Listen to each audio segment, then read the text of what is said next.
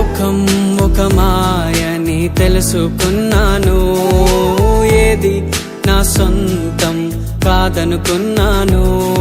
ఈ లోకం ఒక మాయని తెలుసుకున్నాను, ఏది నా సొంతం కాదనుకున్నాను.